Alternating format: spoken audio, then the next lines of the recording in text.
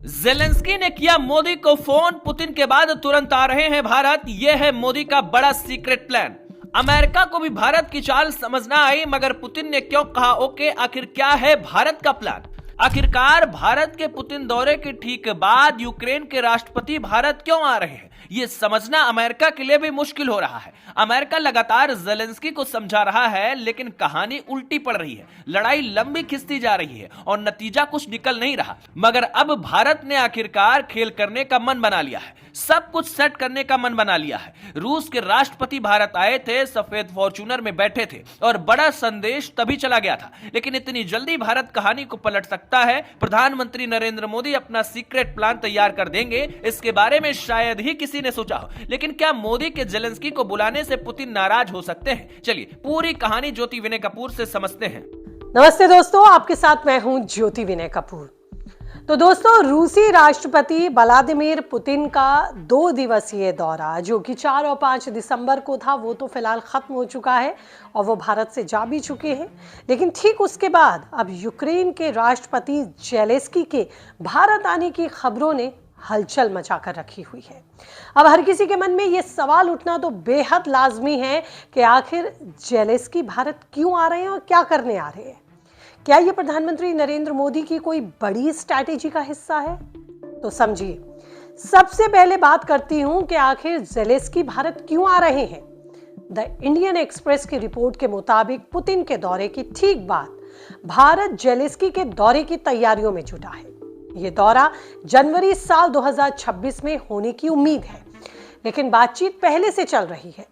Ukraine के राजदूत ने अगस्त साल 2025 में ही कंफर्म किया था कि प्रधानमंत्री मोदी ने जेलेंस्की को भारत आने का न्योता दिया है और दोनों तरफ से डेट्स फाइनल करने की अब कोशिशें हो रही हैं।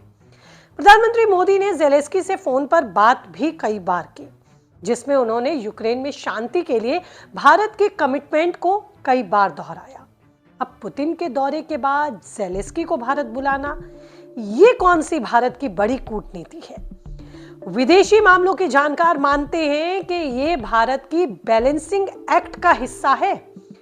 और मैं आपको ये भी बता दूं कि ये जेलेंस्की का पहला ही भारत दौरा होगा।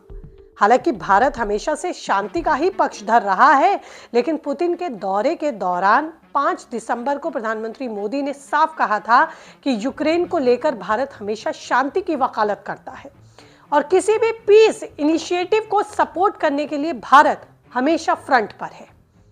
एक और खास बात, प्रधानमंत्री नरेंद्र मोदी ने पुतिन के साथ सफेद फॉर्च्यूनर में बैठकर जिस तरह का एक सिंबॉलिक मैसेज दुनिया में दिया, उसके भी बहुत गहरे मायने हैं। दरअसल 4 दिसंबर को पालम एयरपोर्ट पर प्रधानमंत्री मोदी ने प्रोटोकॉल तोड़कर पुतिन का वेलकम किया था और दोनों ही पावरफुल नेता एक सफेद टोयोटा फॉर्च्यूनर में सवार होकर प्रधानमंत्री निवास पहुंचे थे। पुतिन ने अपने आर्म्ड ऑरस को पीछे छोड़ा था, लेकिन ऐसा इसलिए किया गया था ताकि पश्चिमी ब्रांडेड जो कार्स हैं उनको इग्नोर करके कूटनीतिक स्तर पर एक बड़ा संदेश दिया जाए। दोनों देशों के लीडर्स ने वैश्विक स्तर पर एक मजबूत संदेश भी इसके माध्यम से दिया। मगर अब भारत अलग तैयारी करके बैठा है। दरअसल पुतिन के दौरे के बाद पश्चिमी देशों में बेचैनी दिखी और इसे बढ़ाने का काम रूसी मीडिया ने और किया। लेकिन भारत चाहता है कि सब कुछ बैलेंस रहे, इसलिए प्रधानमंत्री के थिंक टैंक को भी ये पता था कि पुतिन के आने के बाद माहौल गरमाएगा।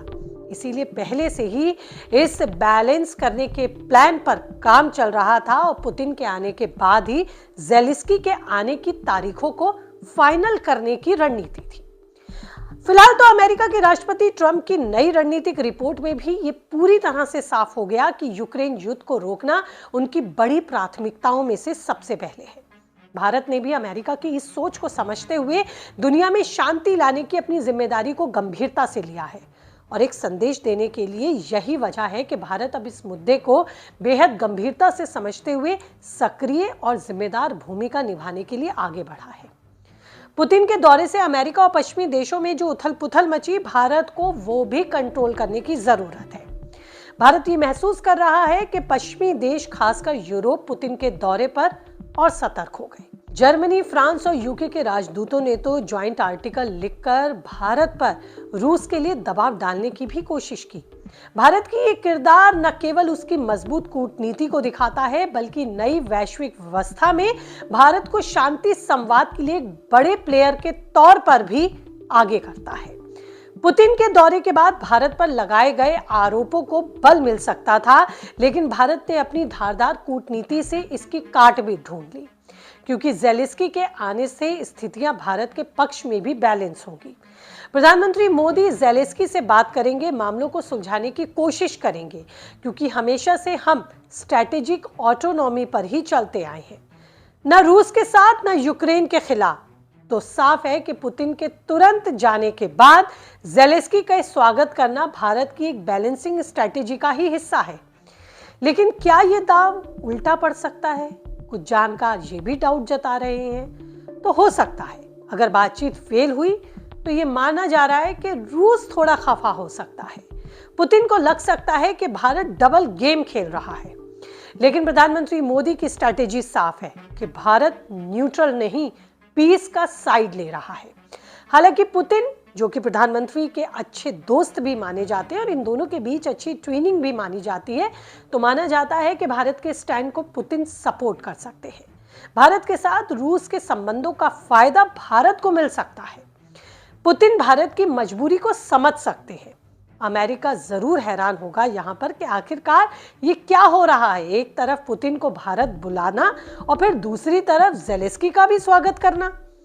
अब देखना यही है कि ज़ेलेंस्की के आने के बाद क्या होगा। लेकिन भारत ने अपने बैलेंसिंग एक्ट के जरिए अपने प्लान को कामयाब करने की तैयारी कर ली है। दोस्तों, फिलहाल इस रिपोर्ट में तो इतना ही, लेकिन आपकी इस पर क्या राय है? क्या भारत के इस बैलेंसिंग एक्ट का वैश्विक स्तर पर एक बड़ा संदेश जाएगा? क्या भारत खुद को फ्रंट फुट पर खेलने के लिए एक बेस्ट प्लेयर के तौर पर एस्टैब्लिश कर पाएगा? क्या है आपकी राय? कीजिए कमेंट।